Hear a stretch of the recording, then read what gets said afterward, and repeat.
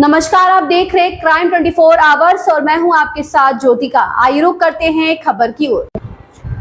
अहमदाबाद में सीईई में भव्य सेमिनार आयोजित किया गया। आनुवांशिक रूप से संशोधित फसलों पर गहन चर्चा की गई। सरकारी गैर सरकारी क्षेत्रों के विशेषज्ञों ने लिया भाग। अहमदाबाद के थलतेज इलाके में सीईई में आनुवांशिक रूप से संशोधित फसलों पर एक सेमिनार आयोजित किया गया।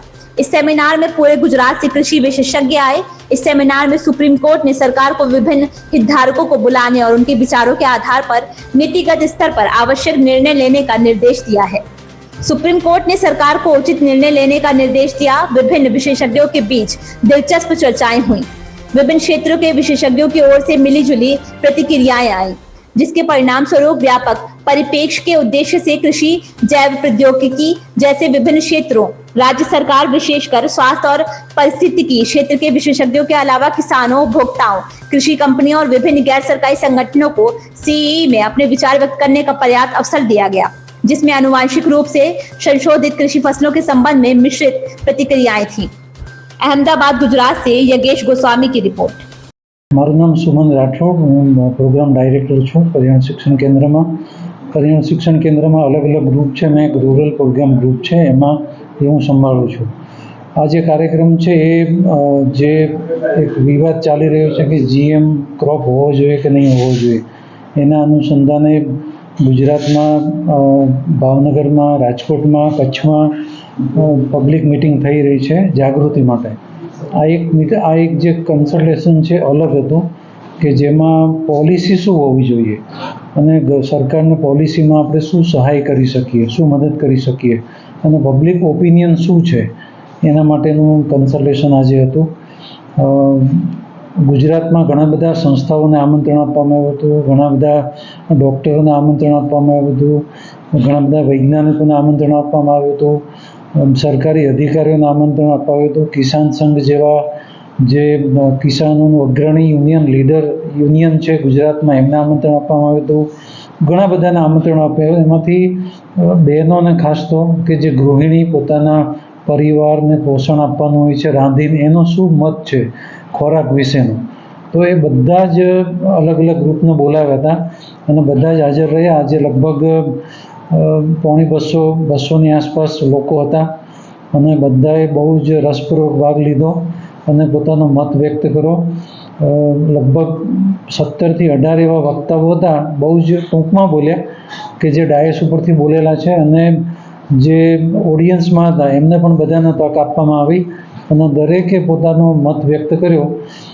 મત વિરોધમાં પણ છે, મત ફેવરમાં પણ છે, પણ એક અમારી સંસ્થાનું કામ એ છે કે બેલેન્સ અભિગમ રાખવો અને જે પણ પોલિસીમાં સરકારને એક ડ્રાફ્ટ અમે જમા કરાવવાના છીએ, મૂકવાના છીએ સરકાર સામે, એ પ્રમાણમાં બેલેન્સ હોય, એકતરફી ના હોય, કારણ કે સિક્કાની બે બાજુ હોય છે હંમેશા।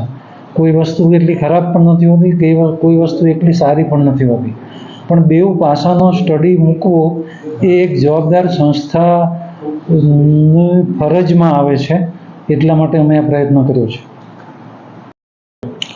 नमस्कार, मेरा नाम हेम कुमार पांडे है। मैं भारत सरकार में सचिव रहा हूँ। 2017 में मैं अवकाश प्राप्त किया है मैंने। उससे पहले 2008 से 2016 मैं पर्यावरण मंत्रालय में बायोसेफ्टी सब्जेक्ट देखता था, जिसके अंदर जेनेटिकली मॉडिफाइड क्रॉप्स भी आती थी। और जो हमारे देश में संस्था है जेनेटिकली इंजीनियरिंग अप्रूवल कमेटी, जिसका नाम अब जेनेटिक इंजीनियरिंग अप्रेजल कमेटी हो गया है, उस GEAC का मैं 5 साल वाइस चेयरमैन था और 3 साल में उसका चेयरमैन था। तो मेरा जो सब लोगों से, हर तरह के लोगों से हमारी उस कमेटी में मुलाकात होती थी और पूरा लिटरेचर सब जो है, तो और साथ ही साथ कोर्ट में केस भी चल रहे होते हैं और जनता के बहुत से वो सवाल थे, सवाल हैं, सवाल रहेंगे। जहाँ तक अभी जो कार्तिकेय भाई ने आपको बताया कि सुप्रीम कोर्ट के एक आदेश के अनुसार एक नेशनल पॉलिसी की बात उस आदेश में कही गई है, तो मेरा यही कहना है कि हमारे पास भारत देश में बहुत अच्छी नेशनल पॉलिसी है और ये policy Cartagena protocol on biosafety, ये जो protocol convention on biological diversity से बना हुआ है, उस प्रोटोकॉल के हम पार्टी भी हैं और हम उसमें जो भी है उसको हम मानते भी हैं। इसीलिए हमने हमारे बायो सेफ्टी लॉज बनाए और उसमें ये सब जो जेनेटिकली मॉडिफाइड ऑर्गेनिज्म, क्रॉप्स का मूवमेंट और कल्टीवेशन, उस सब के बारे में क्या होना चाहिए क्या नहीं होना चाहिए, वो सब इस कानून में है, इस प्रोटोकॉल में है और उसी के बेसिस पे हमारे देश में रोबस्ट नेशनल पॉलिसी है। सर, आपने जो बात बताई तो इसके बारे में क्या फार्मर्स को अवगत किया गया है? क्या उनको इसके बारे में जानने से कितना फ़ायदा होगा? आम लोगों को, जनता को क्या फ़ायदा होगा? और ये पॉलिसी बनाने की ज़रूरत क्यों पड़ी? नहीं, पॉलिसी देखो, एक टेक्नोलॉजी है जो प्रकृति में करोड़ों साल पहले, अरबों साल पहले मनुष्य तक जब आए तो उस प्रकृति में एक परिवर्तन होता रहता है, लेकिन बहुत लंबा समय लगता है। तो जब मनुष्य आया, मनुष्य वाइजेस्ट एनिमल हुआ, तो मनुष्य ने अपनी टेक्नोलॉजी भी निकालनी शुरू की। तो एक रिकॉम्बिनेंट डीएनए या डीएनए का ही आविष्कार 1956 में हुआ, वॉटसन एंड क्रिक ने किया। उसके बाद ये सब टेक्नोलॉजी हुई और आज तो आर्टिफिशियल इंटेलिजेंस हो गया।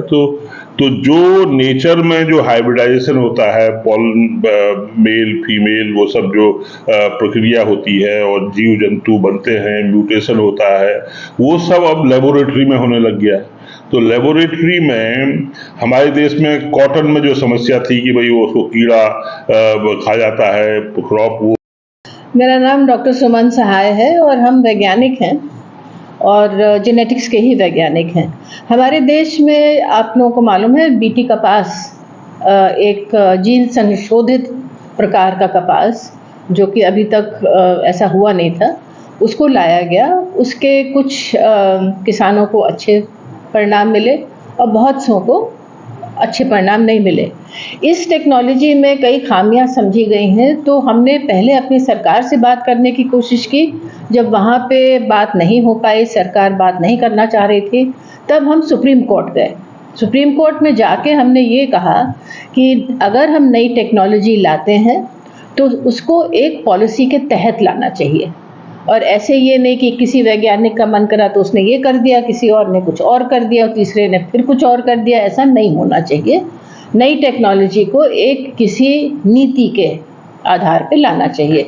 तो ये सुप्रीम कोर्ट में केस हमने किया था और 20 साल लगे इस पे एक जजमेंट आने पे। उस जजमेंट में सुप्रीम कोर्ट ने भारत सरकार को आदेश दिया है कि देश में क्योंकि पॉलिसी नहीं है इस टेक्नोलॉजी के ऊपर, तो एक पॉलिसी का निर्धारण करना आवश्यक है और ये टेक्नोलॉजी की पॉलिसी जो बनेगी उसमें सब लोगों की हिस्सेदारी होनी चाहिए, जिसमें वैज्ञानिक और एक्सपर्ट और सरकार के प्रतिनिधि और किसान और भोक्ता, मतलब इस टेक्नोलॉजी को बनाने में, क्योंकि ये देश में बहुत बड़ा अभाव माना गया है कि बिना टेक्नोलॉजी के, बिना किसी पॉलिसी के हम बढ़ते चले जा रहे हैं।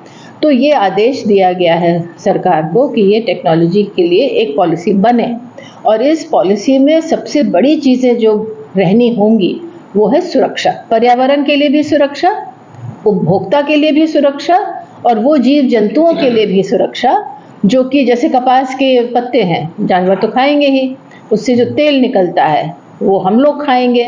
तो इन चीज़ों को परख के अच्छी तरीके से इनकी टेस्टिंग करके कि ये हमारे लिए सुरक्षित हैं, इनमें कोई हानिकारक पदार्थ तो नहीं है, इसको करना बहुत ज़रूरी है। और सारी टेस्टिंग जो होनी होती है उसके लिए भी एक अच्छी ठोस पॉलिसी होनी चाहिए ताकि हमारे घर में, हमारे देश में जो भी टेक्नोलॉजी आती है, उसको आप जीन संशोधित कह लीजिए, उसको आप जेनेटिकली मॉडिफाइड कह लीजिए, इन टेक्नोलॉजीज़ में क्योंकि फ़ायदे होने के साथ साथ खतरे भी बहुत हैं और ये प्रमाण करना कि इसमें खतरे हैं, ये वैज्ञानिकों ने किया है, ये NGOs की डिमांड नहीं है। अगर ऐसा कोई सोचता है, वैज्ञानिकों ने कहा है कि ये टेक्नोलॉजी जो है बहुत ही नए किस्म की टेक्नोलॉजी है।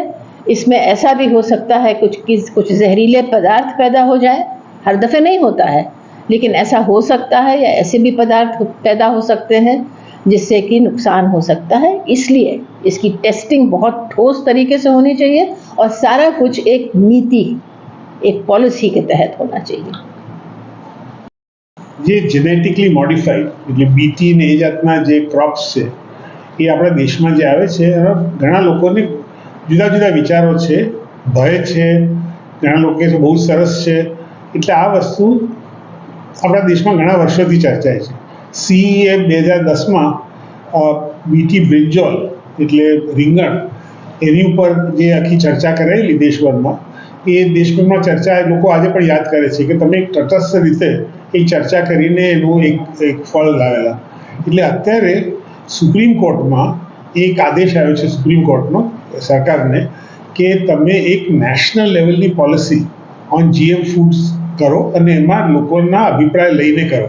અને અભિપ્રાય એટલે જુદા જુદા લોકોના, વૈજ્ઞાનિકો છે, ખેડૂતો છે, NGOs છે, સરકારના અધિકારીઓ છે, બીજી યુનિવર્સિટી એક્સટેન્શન સેન્ટર્સ છે, આ બધાનો લઈને. એટલે અહીંયા એવું વિચાર કર્યો કે CEમાં આજે આવી એક મીટિંગ કરવી અને લોકોના અભિપ્રાય લઈને એક પહેલો ડ્રાફ્ટ આપણે તૈયાર કરીએ કે જે સરકારને ખૂબ કામમાં આવશે. એટલે ગુજરાત ધોરણે આપણે આ કામ કરેલું છે. સર, પબ્લિક ઓપિનિયન માટે કેવા સ્ટેપ લેવાયા છે? પબ્લિક ઓપિનિયન માટે અત્યારે ઘણી માહિતી તો હતી જ, એટલે લોકોને આપણે જે આપણા સંપર્કમાં છે લોકો, અને બીજી જે સંસ્થાઓ છે, રતન છે, બીજી જે સંસ્થાઓ અહીંયા જે આપણી સાથે કામ કરી રહ્યા છે, એ બધા દ્વારા લોકોની પાસે એક માહિતી હતી. પણ ગેરસમજો પણ એટલી જ છે. આમાં જાત જાતની ખરી માહિતી પણ ખોટી માહિતી પણ છે. એટલે એ બધી દૂર કરવા માટે પણ આજે જે લોકો આવેલા એ બધાએ પોતપોતાનો ખાલી અભિપ્રાય નહીં પણ પોતાનો જે એક્સપિરિયન્સ છે, કે સ્ટડીઝ કરીએ છે એનો છે, એ પણ એ લોકોએ બધાએ રજૂ કર્યો આજે. અને મને લાગે છે આનાથી જે પહેલો આપણે જે ડ્રાફ્ટ કરવો છે એ ખૂબ સરસ થઈ શકશે એવું મને લાગે છે. ઓકે. જેનેટિકલી મોડિફાઈડ પાકો વિશેની પોલિસી બનાવવાનું સરકારને કહેવામાં આવ્યું છે. ઘણા બધા મુદ્દાઓનો સમાવેશ કરાય, પણ બહુ મહત્ત્વનું એ છે કે આરોગ્ય અને ખેતી એ રાજ્યનો વિષય છે. સુપ્રીમ કોર્ટે ખાસ કહ્યું છે કે રાજ્ય સરકારોને પૂછીને કરવામાં આવે. ખેડૂતના પ્રતિનિધિઓ, બાયોટેકનોલોજીસ્ટ, કૃષિ વૈજ્ઞાનિકો, આમ જનતા, એટલે એક સારો જનપરામર્શ થાય એ બહુ જરૂરી છે. એમાં રાજ્ય સરકારો પોતાની ભૂમિકા ભજવે. આજે કેરળ અને અમુક રાજ્યોએ ચોખ્ખું ના પાડ્યું છે કે અમને અમારા રાજ્યમાં GM પાક જોઈતો નથી. ગુજરાતમાં મારી પર પત્ર છે 2014માં અને 2019માં 2 વખત લખવામાં આવ્યું છે કે ગુજરાતમાં GM ખાદ્ય પાકોના અખતરા પણ કરવામાં આવશે નહીં. એટલે આ બાબતની જાગૃતિ આવે, રાજ્ય સરકારો પોતાની ભૂમિકા ભજવે, રાજ્ય સરકારો પોતાના રાજ્યના લોકો, ખેડૂત સંગઠનો, ગ્રાહકો, સંસ્થાઓ, પ્રાકૃતિક ખેતીમાં કામ કરનારાઓ, કારણ કે પ્રાકૃતિક ખેતીમાં દુનિયામાં ક્યાંય જેનેટિકલી મોડિફાઈડ ટેકનોલોજીને માન્યતા નથી.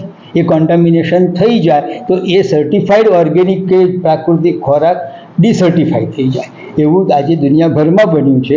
આ બધા હિતોને જોઈ અને રાજ્ય સરકાર પોતાની ભૂમિકા ભજવે એ માટે લોકજાગૃતિના કામો કરવાની જરૂર છે. આજે એક પહેલો પ્રયત્ન આ સંસ્થાએ ઊભો કર્યો છે, જેમાં બધા લોકોને સાંભળી કોઈ એક પક્ષ લેવો એવો નથી, સરકારને મદદ કરવાની આખી વિધિ છે. કે કેમ કહીને સારી પોલિસી બને, જેથી સરકાર સારી પોલિસી દેશના લોકોના હિતમાં અમલમાં લાવી શકે. धन्यवाद. इस खबर में बस इतना ही. बने रहिए क्राइम 24 आवर्स के साथ.